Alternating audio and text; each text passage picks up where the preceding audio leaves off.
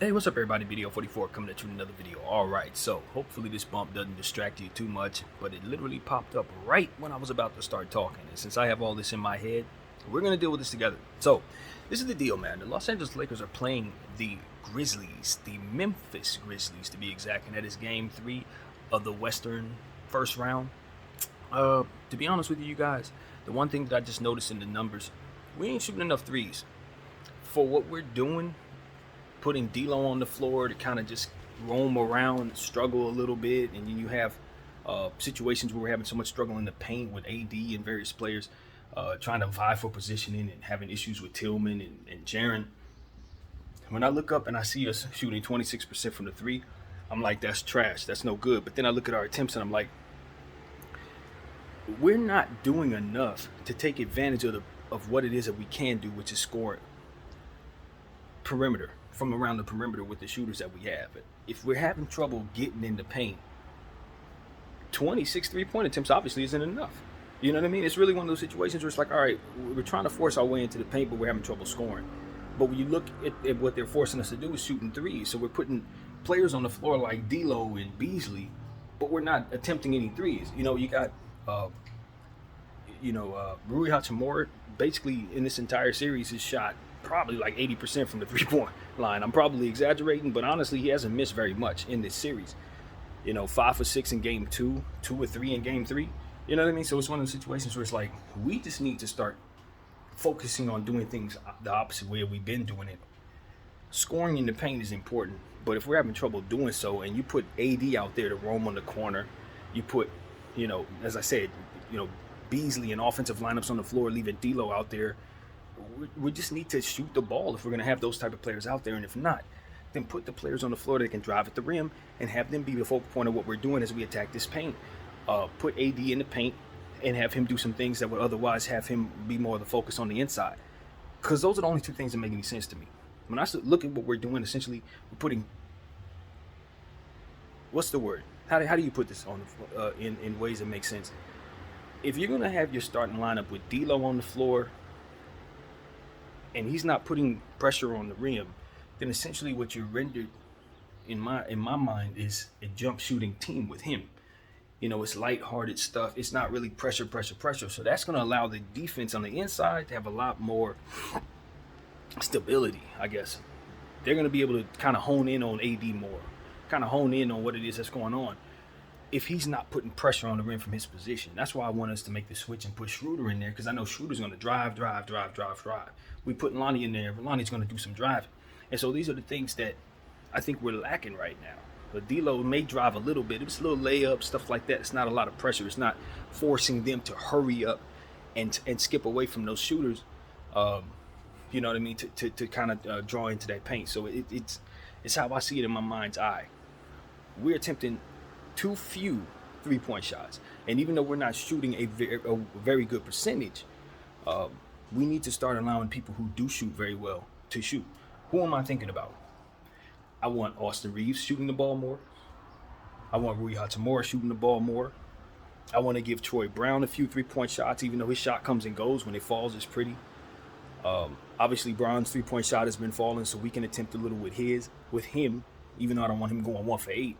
Overall, his jump shot is just starting to become more so in rhythm. Anthony Davis, I honestly think, should attempt at least 2 threes a night. Give him 2 from the corner. I mean, he's been practicing them in practice, but we haven't attempted them. It's like, these are the type of things I'm looking at. I'm like, yo, if you're not going to put an interior offensive team on the floor, make sure that your perimeter offensive lineups are shooting the ball. 26 attempts is not enough. You know what I mean?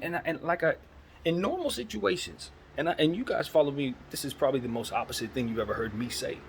But in normal situations, what I want us to do is exactly what we're doing.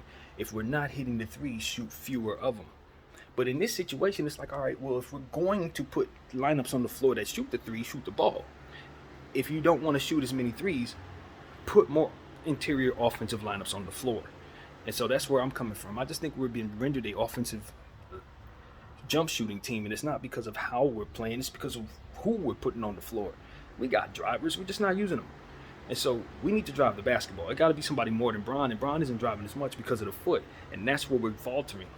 We ultimately need somebody to make up for where he's not driving, and you know that Westbrook pressure is gone.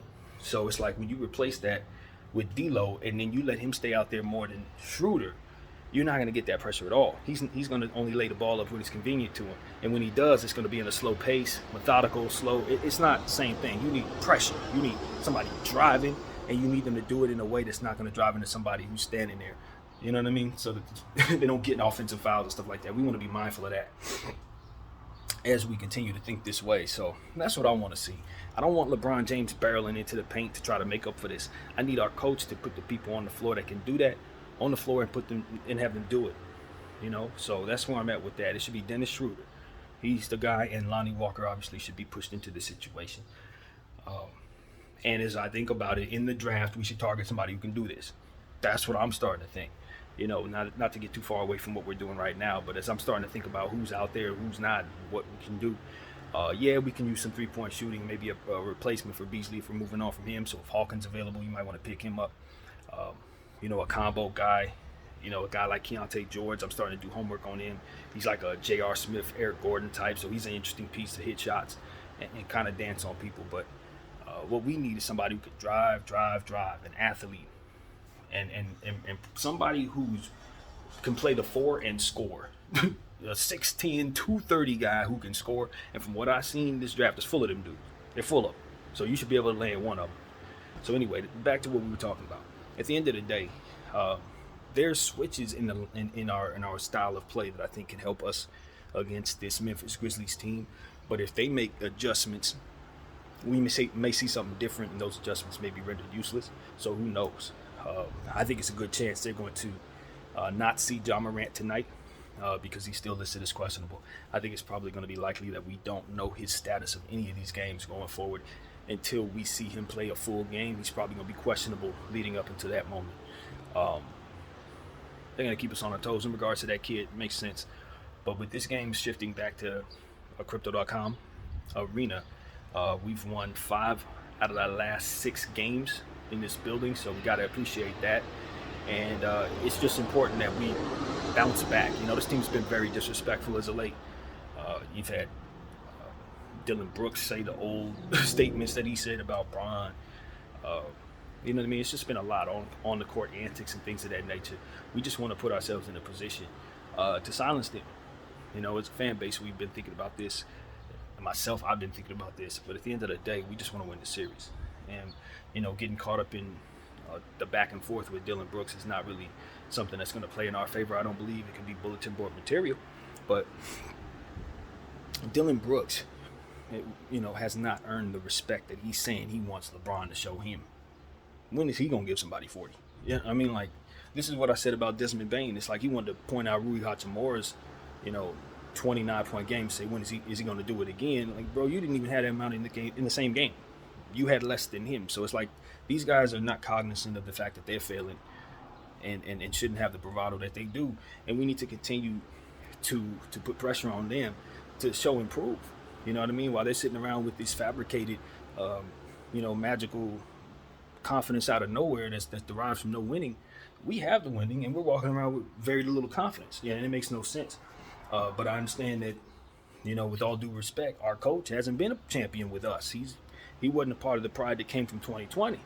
So we need to get back into a position to understand what that pride is about and start flexing on these people, because we have championships. They don't. So that's really what it comes down to. It's not as much about X's and O's. We can fix some of those. That's about pride. You know, Anthony Davis got embarrassed by John Conchar. John Conchar. Like, let's be honest. There's nothing that John Conchar should be able to do that it can embarrass the talent of Anthony Davis, even with a bum leg.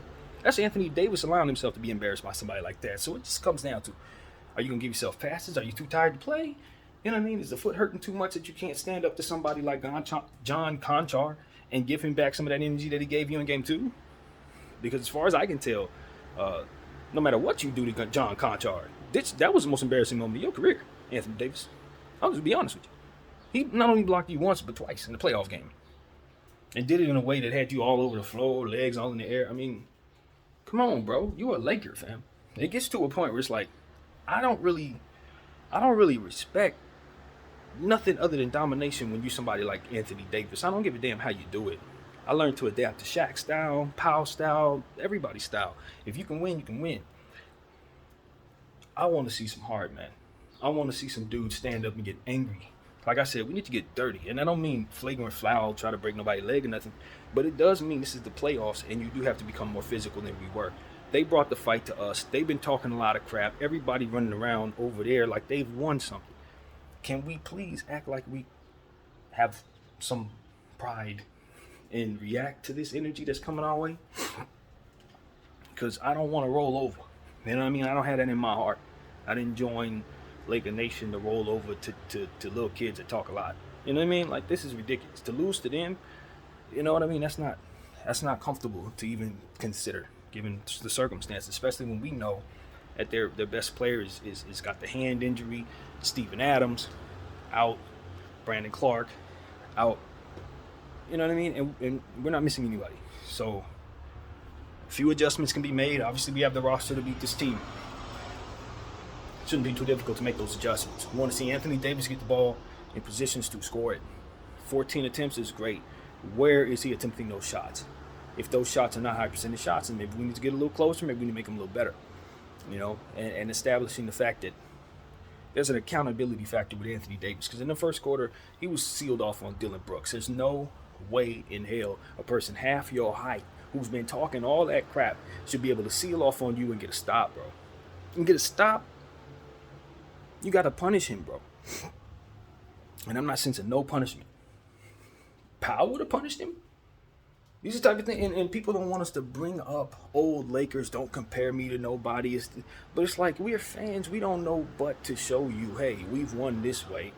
He didn't have no excuses. He wasn't stronger than you.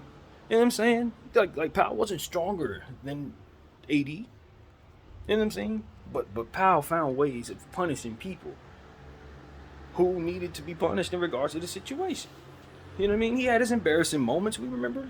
Blake Griffin and all that, but at the end of the day, he helped us hoist trophies on those same people. You know what I mean? So don't roll over, bro. If the other team beats us in this 7-game series, let it be because they just did enough and we did our best. Which on paper should not happen, but hey, whatever. But what I don't want to see is more of Game 2. Game 2 was us doing tired stuff. Tired. I'm not talking about sleepy tired. I'm talking about when black folks say you tired. That's what we was tired out there, man. We were not living up to our standards as it pertains to what it is that we know we should be doing. Meeting the moment of a playoff matchup where you're going up against a really good coach. You know what I mean? Taylor Jenkins is very good. He's been good. I've been telling people Taylor Jenkins has been good for 2 years, 3 years. And it's getting to a point where we got to understand that he's going to make adjustments. He's going to put us in little scramble mode type situations in the paint. He's going to make the right moves to ensure that his team adjusts to what it is that he's seen. He's going to do his homework. So can we please be detail oriented? That's the word we want to use. We want to be detail oriented. I'm going to focus on what he did this year against us in these last 2 games. Focus on what he's done all season in various situations that we should already know. And we should be studying stuff that he did last year in the playoffs. Because these are things that are going to help us right now, as I've already said. So, you know, I want our team to tighten up. I'm looking at Austin Reeves. This is a home game, brother. This is playoff time. You playing for a contract and you ain't got no foot injuries, none of that stuff. Same thing with Dennis Schroeder. I'm looking, you guys are trying to get a contract. Let's look at where we're at right now. This is Los Angeles. Playoff game. First round, you just lost the last one. This is a moment here. Like, in this building with the purple and gold, you're going to be wearing the colors, all that. Stars will be in the house. It is Saturday evening. So let's play good ball. You feel me? Like, this is the biggest stage. This is the biggest stage. So let's take advantage of that and understand, because it's the biggest stage. You may see John Moran. If he's healthy enough to go, he probably will want to play. Dillon Brooks is going to be on full display. He's going to be as loud as he's ever been in his career. Loud. Even if he goes 4 for 30, he's going to be loud. Be ready for his antics. Be ready for him to flop off of you. Be ready for him to clap in your face. Be ready to punch him in the face. But at the end of the day, you can't win that way. What have we been talking about all season? Being intellectually competitive in our nature. That means that whatever energy is being used against us, we got to use that energy against itself and win that battle. Simple as that. I remember the guy by the name of Lance Stevenson who blew in LeBron James's ear. Did he react to that, man? Nah. Now, is this a lot of years later with a whole lot less patience? Yes, old men lose patience. You ain't got the time to be, when you're younger, you got a bit more energy to be giving your patience inside to say, I can have this dude blowing in my ear, but I'm going after the prize because I know I can beat him with my athleticism and my youth. No matter what he does, he can't stop me. But when you're in a space where you're a bit older, you ain't got all that patience, man. You don't got all that patience with this little dude. And so Brian may be more likely to want to punch him in the face at 38 years old. I'm telling you this. But we need Brian on the floor. We need him on the floor. We don't need him to lose his cool. We don't need him to be grumpy old man. We need him to be Brian from Heat days. Why? Because Brian from Heat days could sit there and let that man blow in his ear and then proceed to do what he needs to do to beat him. And you ain't lost that because that ain't that good of a player. I can argue he ain't as good as Lance Stevenson or Deshaun Stevenson or any of the damn Stevensons. So let's just be honest about Dylan Brooks. His best defense and his best game, rather, because he's a good defender. I'm not going to take that from him. But his best game is this. It's his talking. He can get in your head. He can put headlines out there that'll mess with you, have you thinking about what he's doing or trying to avoid thinking about what he's doing, which in turn have you thinking about what he's doing. I think that energy needs to be used against him. So, I don't know how best you guys will do that, but use that against him. He's a hothead. So hotheads have attention placed on them unnecessarily. The refs can't wait to throw him out of the game. I'm just letting you guys know this right now. He's asking for it. He's begging for it, and his team already has that magnifying glass on it from the John Morant situation. So use their energy against them. That's all I got to say. They are going to hang themselves just to provide them the rope. That's what I got to say about Memphis. Low-class team. Low class. You only got like 3 guys on that team that I think really hold themselves the right way. The rest of them just follow each other. And so what we need to do is just defend them, put them in positions to be, put in the same type of blender we were in, do strange stuff to them defensively, so they got to try to figure out how the hell to handle. Because that's what we can do. We got all the players in the world. And please, use Rui Hachimura a lot more, man. A lot more. Not just a little more. A lot more. Put him on the floor with LeBron James. Rui Hachimura and LeBron James should be starting together with Austin Reeves. You know how well those players play together? You know how well Austin Reeves and LeBron James play together? And then another thing. Dennis Schroeder and LeBron James have some pretty solid synergy. They really do. It's underrated. They have pretty solid synergy. So these are players I know play well with one another. Can we see Vanderbilt and Winion in some garbage minutes maybe? Or, you know what I mean? Since we want to overuse Vanderbilt in offensive lineups, how about we put him next to his teammate from college and let them give us some of that defensive prowess in the paint? I bet you if they double team Jaren Jackson and Xavier Tillman, they're going to have some stops down there in certain situations. Even though Vanderbilt's better on smaller players, I still want him on the floor. Put AD down there, all 3 of them on the floor. I don't care about offense in that situation. I'm not going to have them on the floor together for too long. And when I do, I'm going to be featuring Anthony Davis. Hopefully he can give me something in the paint, even though he's probably going to be double teamed in that situation. Either way, it's about the defense and the rebound and the easy buckets. And ultimately drawing fouls, which that lineup will most definitely do if they're physical. Look for the flop. Look for the flop. They're going to be flopping all night, man. You know what it is. I mean, everybody flops. Let's just look for it. And, Tyus Jones, much has been said about the great decisions that he makes. He doesn't turn the ball over very much. I think that caters to why we always turn the ball over against this team more than they do us. I think LeBron James did a good job in that by having 2 turnovers. I don't know if he can duplicate that again, but we're going to need him to, because we can't afford the 5 and 6 turnovers from him and the 5 and 6 turnovers from AD, and then 4 turnovers from Austin. We need all y'all to tighten up, because at the end of the day, they only had 4 steals. And we had like 16 turnovers, something like that. So for me, that's just ridiculous. I mean, like, come on. So these are different things that we can do. Our field goal shooting. Again, if we're gonna have lineups on the floor to shoot the three. Okay. And at the end of the day, 26 attempts is trash if you're not going to get in the interior and score the ball. If you're going to go into that blender and bop around, understand that it's going to be to your detriment for the most part.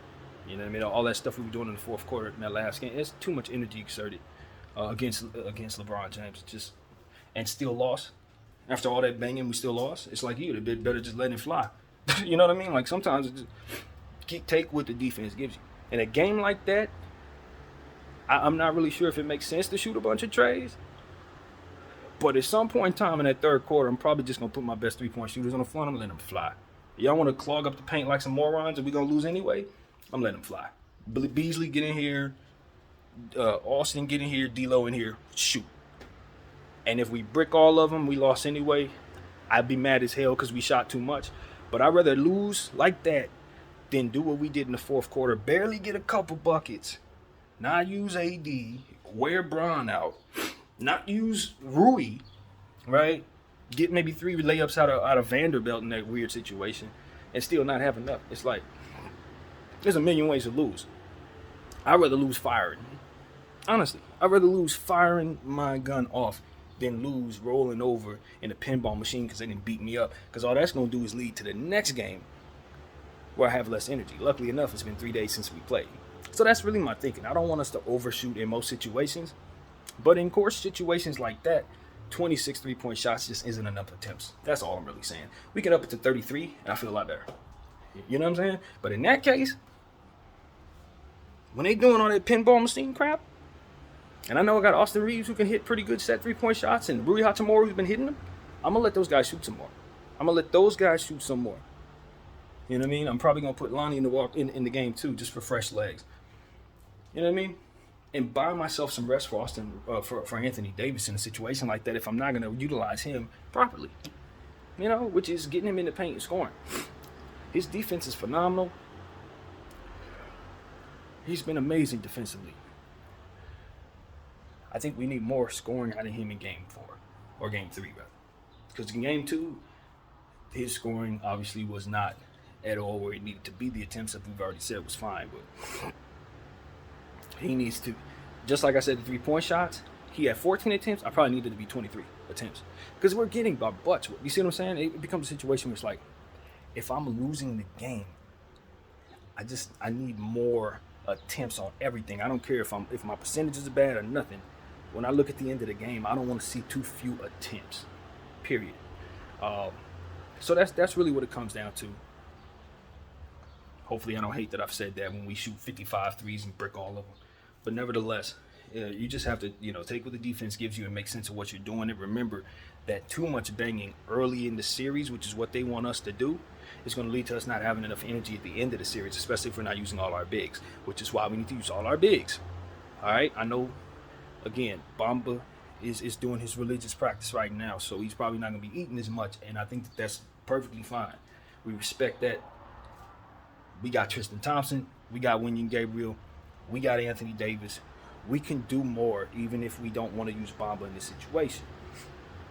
However, if we get somehow lose in this series, if we somehow go home in this series, and we didn't utilize all our bigs, it's a fireable offense. I'm telling you, it's a fireable offense. I don't know what else to tell people. These are things that get people fired, if you ask me. So, use your bigs, man. Use your bigs. And I just think that we're missing an opportunity here, with all the experimenting that we do with our roster and trying to find things that work. It doesn't make any sense to me why we haven't seen Mo Bamba and Anthony Davis on the floor together. Even for a moment, you would think a coach would be relishing at the idea of doing that. Like, that would be the most important thing I would want to try as soon as I got a hold of the team.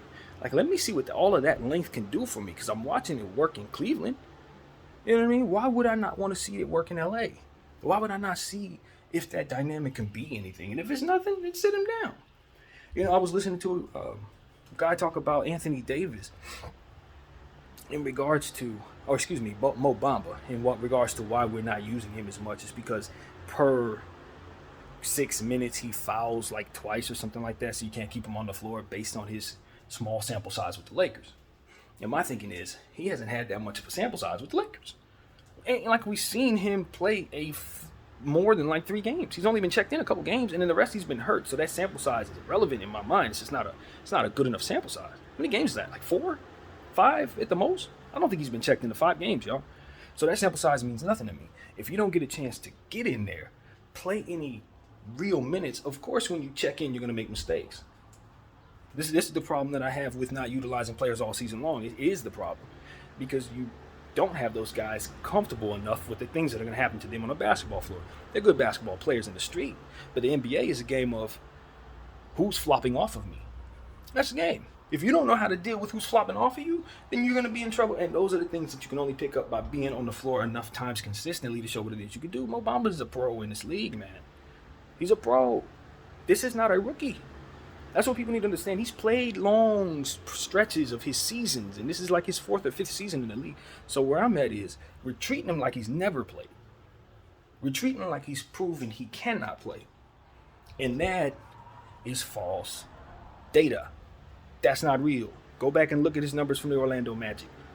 And I'm not telling people this because I've studied those numbers. I'm telling people this because I had him as a fantasy basketball player on my teams for like months at a time. Go back and look. He's relevant. He's going to get you blocks, rebounds. He's going to hit some shots. Now, if he gets in foul trouble, boo-hoo. How the hell is he ever going to work that out if he doesn't get the playing time to do so? Look at Jaren Jackson. He just made Defensive Player of the Year. We know he picks up fouls more than anybody else in the entire league and has had that problem forever. Now, if he would have had that issue early on and they would have said, no, we can't play him as much because he gets in foul trouble, would we know him to be the player he is today? Of course not. Now, imagine if he would have had more injury issues that kept him from being his best. So he would be Mo Bamba. Now imagine if they put a 7 and 8 7-footers on the team, more of which can do more than what you can do. And now he's really Mo Bamba. Do you see what I'm saying to you? We don't know what Mo Bamba can do, and we do know he was drafted early enough to make all of this ridiculous, given the fact that he was drafted probably like 10th in the draft or something like that, 9th, something like that. He's a good player, and he's got the longest arms in the entire league. So thinking that he's best sitting on your bench because of the small sample size of foul trouble? You're telling me you don't want a 7-footer pick up foul trouble, so you don't use him? 7 figures, pick up foul trouble. Getting foul, and I heard Trevor Lane say something. I have a different thought about this. He said getting fouls is not a good thing. It can be. It can be. I've been watching this game my whole life, and I'm telling you, having 6 fouls to give to a player that doesn't shoot free throws very well is a valuable thing if you know what you're doing. Now, you can run yourself into foul trouble as a team, run out of team fouls and things of that nature. But a hard foul can stop a good player from getting a good shot off. And this is what we're talking about. Give me your 6 fouls. Get in here and set a hard screen on Dillon Brooks. Get in here and knock Luke Kennard off of his spot so he can't hit his shot. Whatever the case may be. Those 6 fouls can be 6 times they feel pain. And in the playoff series, that's very serious. Big elbows, big knees, tall person. Do you ever see Mo Bamba when he pulls down a board? And you see what happens? He swings his elbows. Those are the biggest elbows there are.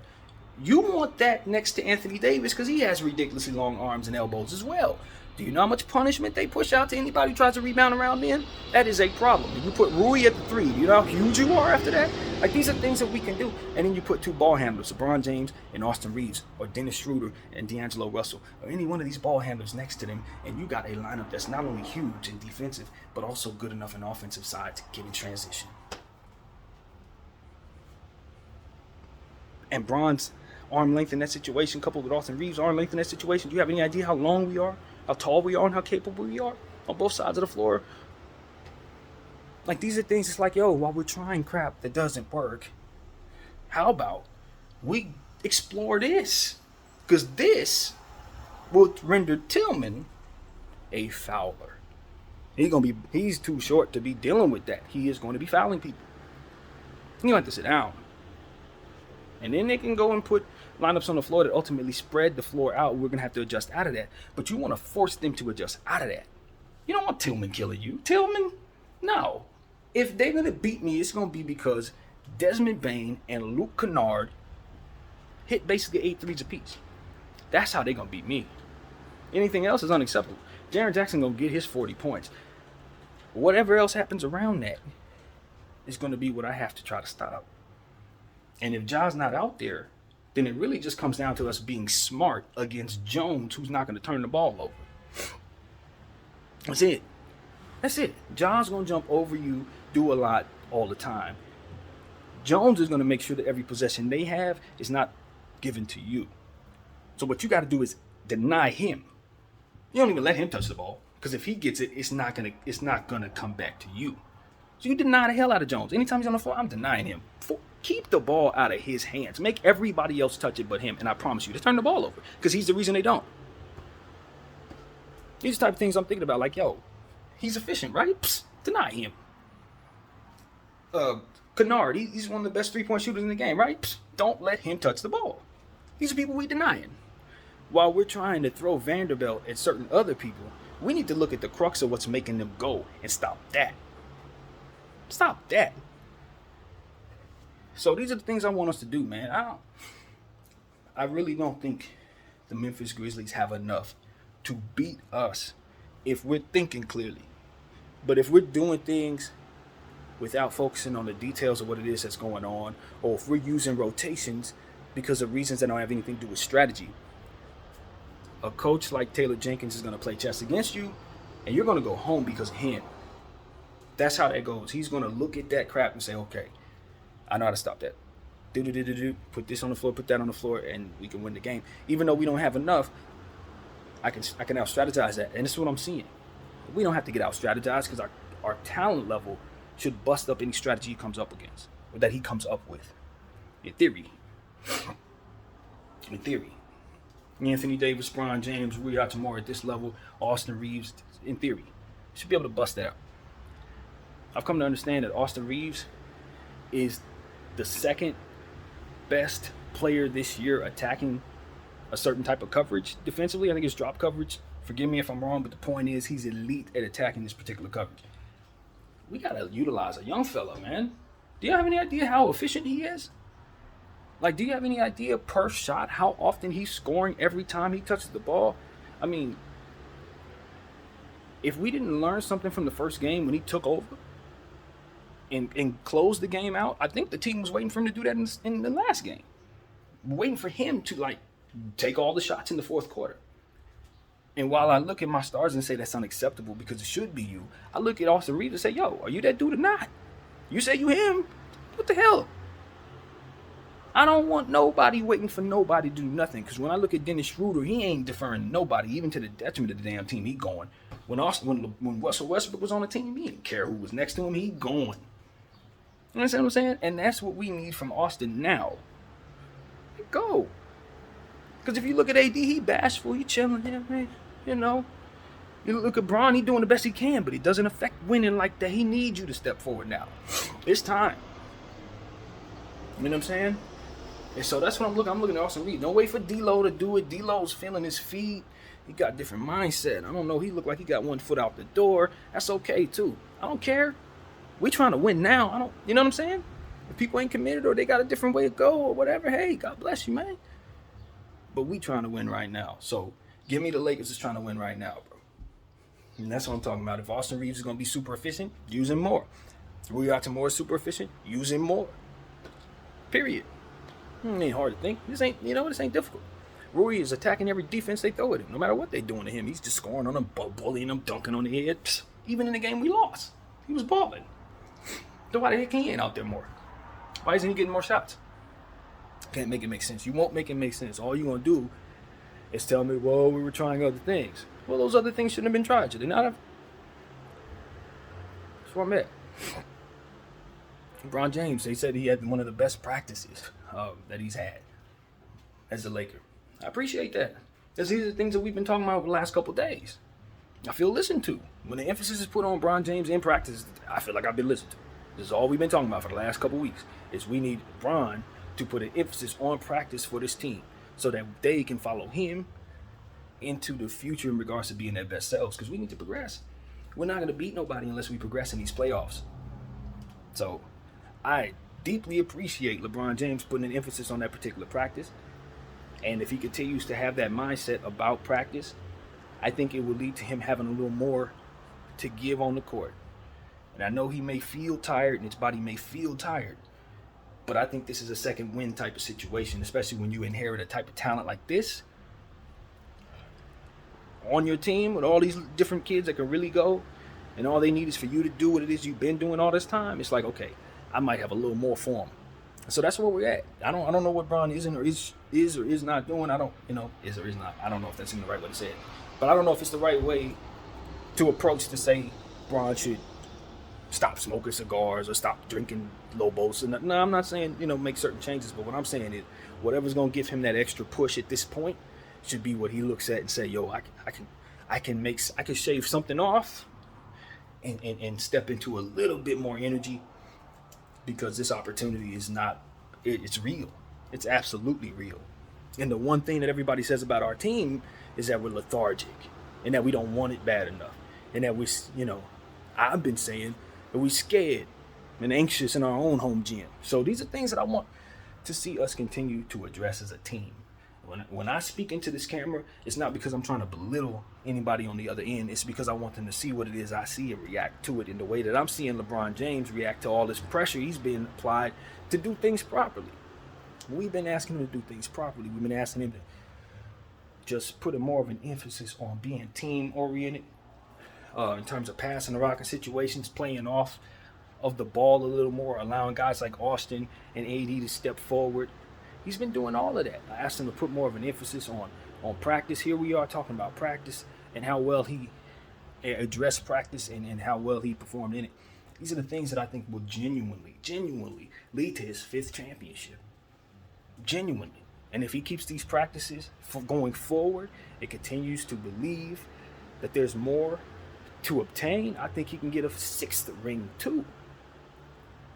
I'm not lying to you guys. Because I think that his piece, who he is as a player, should be able to gracefully step into different roles going forward. And whoever team he's on, they're going to have a piece that can always provide such massive amounts of efficiency and intellect and ability. Even if he's the 3rd guy, 4th guy, 5th starter, he's still a guy who's going to make a full championship squad. If he has guys who are stars ahead of him, that is a championship team. You see what I'm saying? So that's what I'm saying to you. It's like people has to adjust their mind to the understanding that LeBron James is going to have to take some steps backwards. Maybe not in cachet. You're going to always vote him into the All-Star game, but on his team, he may have to be the 3rd guy. But if he's the 3rd guy, that's the team that's going to win the championship. That's what I'm telling you. If he's the 3rd guy, that team's going to win. And so that's why I say LeBron James can take care of his body, continue to believe in what it is he's doing. Because if he doesn't retire and he continues to take on roles where he's taking just a little step back, them teams are going to be ridiculous, and he is going to have a chance to get 6, 7, 8.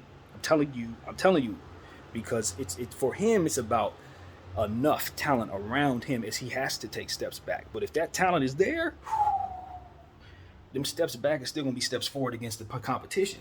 If he has to go up against second unit, if he has to go up against guys who are not, defenses are focusing in on some AD-like, Shaq-like character and pulling off of him like they're doing right now, going forward, he's still going to be able to attack them just the same. He's still going to be able to tackle them. He's still going to be able to take pressure off of those stars by being able to use his body to do the things that help the team. And his passing ability is always going to get those players involved. I would tell him to morph into what you see James Harden doing, which is becoming one of the best passers in the league. Cut back on them damn turnovers and look forward to passing forward. Now, granted, he's not going to turn into a better ball handler, which really works for James Harden. He can dribble the ball like a globetrotter, so that allows for him to kind of do more in that way than I think LeBron will be able to going forward. LeBron's handle's still good enough to where he should be able to be a good ball handler from off-ball situations, as he always has been, especially if the other player on his team is like D'Angelo Russell or somebody who can dribble the ball, or Kyrie Irving or something like that. He's still going to be able to do all that passing stuff that would otherwise utilize that particular aspect of his game. Because when I look around, I look at what teams need. You look at what Golden State needs. If Draymond Green leaves, they need somebody who can do what Draymond does. I'm not saying I want Bron to go to Golden State, but that's the kind of move that he needs to make as a player going forward. He's still going to be able to get 30 points every night. But I think he needs to look to be more of an assist guy, because that special gift is what I think teams are going to want from him going forward. Because those teams are going to have young stars. If it's us, we're going to have our young players. If it's a different team, they're going to have their player. It's going to be his passing genius that they're going to be relying upon to get them going, in my opinion, if they have a bunch of scorers, for example, which a lot of these teams will have. So I don't know if Bron's going to be leaving LA. I'm not saying like I think he should, but I'm just thinking about if I were in his shoes, what type of style I would want to adapt to. I would look at what James Harden is doing and realize it's that gift from the 4 spot that a lot of teams are going to need, especially since they're putting together these big old lineups. Cleveland, Orlando, Detroit, stuff like that. These teams are getting bigger. OKC. So they're going to want a guy at the 3 spot, 4 spot who can pass the ball like LeBron James. You know what I mean? I see it coming. And then, of course, if the game is being spread, the floor is being spread, he's still somebody who can be on the floor playing small ball 4, small ball 5, whatever the case may be. A good defensive lineup. So, you know, that's why I'm telling Bron, like, improve your free throw shooting, get even better at that, and continue to work on trying to blend in with these fellas here. Because that's going to be your way toward many championships in the future as a player who's a part of an overall conglomerate rather than being the king focal point defensive number 1 target. You know what I mean? Because that's not where his future is going to be if he's going to be winning championships. But I'm telling you, man, he could sneak in a couple extra ones before he leaves his career, before he retires. People think he's done. I'm pretty certain if his body holds up, he ain't done. He's not done. And this playoffs is going to help further prove that. I think Dylan Brooks might have just won us the series low-key. I think so. I think Dylan just woke him up in ways.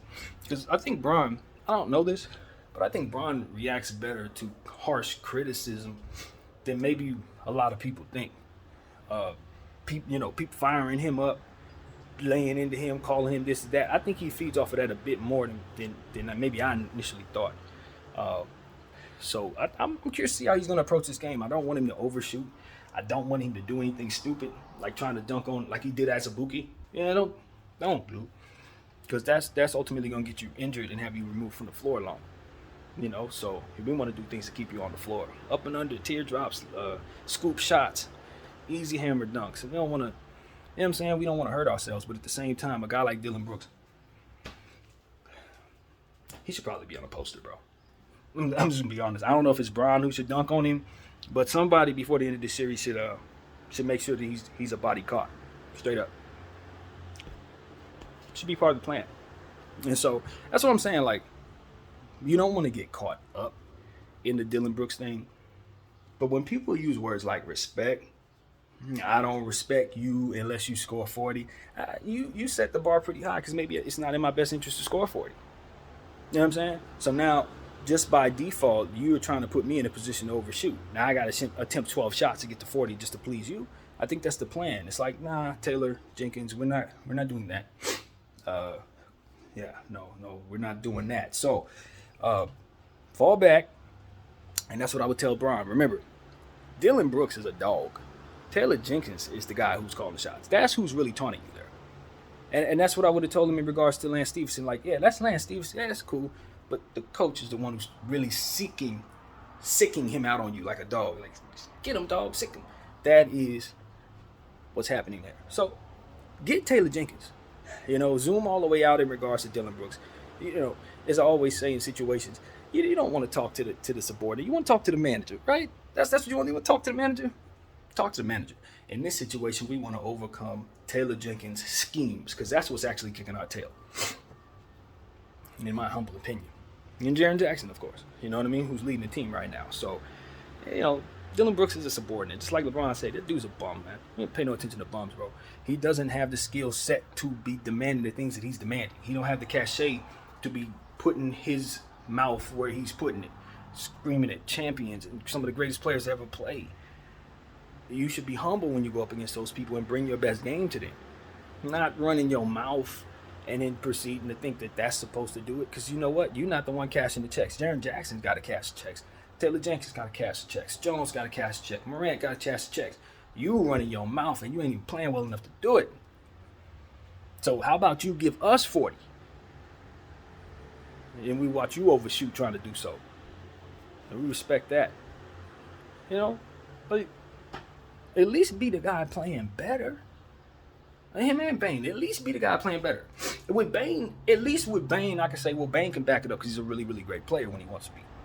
When he steps into his best self, he can shoot as well as anybody. So when he talks, it's frustrating because he's engaging in the folly, but at least I know he can back it up. He legitimately can. Brooks,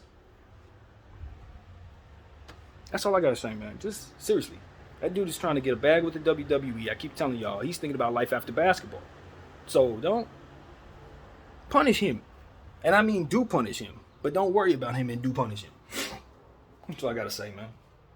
Anthony Davis letting that boy get stops on him in the first moment of the game. I was like, man, these are the type of things that don't punish people. You let them talk crap about you and then proceed to back it up by by playing soft. That's all it was. We were playing soft. So that's where I'm at with it, man. Salute the Kobe minute. Obviously, that's way behind us, but I was on a roll here, man. But I definitely want to give him his credit, especially during playoff time, because he showed us what it is. He dealt with Rajah Bell. He dealt with these people. He had the fist fight with Reggie Miller. You know what I mean? We've been through all of this. So I just want to see our team step up and react to what it is that's in front of us. We know these type of players that come around, their games don't back up what it is that they really talking. Never does. They're usually throwing rocks at a throne of some great Pantheon player who would not otherwise even know who they are if they didn't act like this. We've seen this movie a million times, and 9 out of 10 times, the Pantheon great gets them. So, I don't think this will be any different. I really don't. I think Dillon Brooks is going to have a sad face at the end of the series, and he's going to not wish he didn't do this because this is his role, but he's going to understand it didn't work. And to a point, unless LeBron James is buying it, I don't think Dillon Brooks is buying his own crap. It only works if the other guy buys it. Put it like that. It only works if LeBron James plays into the nonsense. Otherwise, he's just trying something. Because this should not work against LeBron James. Let's just be real. If you're him and you look in the mirror and you say what it is you say, do you really think you're going to actually get to LeBron James? Hell no. Unless you do. Let's see if it works. And that's what he's doing. So don't think he buys his bullcrap. Every time he misses a shot, he knows he misses a shot. You know what I mean? Every time he's not Michael Jordan, he knows all day long that he ain't Michael Jordan. Just like me. So it is what it is, man. Don't over-respect Dillon Brooks. The people who are going to hurt us down there, Jaren Jackson, Luke Kennard, Desmond Bane, obviously Tillman. Those are the dudes who are doing the backing up to his talking. He's out there scoring 13 points. He ain't doing nothing. Come at us. Hey, Dillon, score 25. That's what I tell him about LeBron. Don't worry about 40, bro. No. If you want my respect, meet your own standards. Score 25. That's what I got to say to him. So anyway, enough of that, man. We know what we have to do. This is a very good team. The only player they're really missing is Ja Morant and Jake LaRavia. Those are only 2 players not on the scoring, on the injury report. So pay attention to everybody, man. And look for Kenny Lofton. I don't know why Taylor Jenkins hasn't brought him out, but that's a player who's going to wear us down, and I'm worried about that because they're going to use him later in the series, and he's going to be pushing people and leaning on people and banging on people. It's when you bring Wynja and Gabriel out, since he's been just as fresh as him, and you let all of those minutes go to Wynja.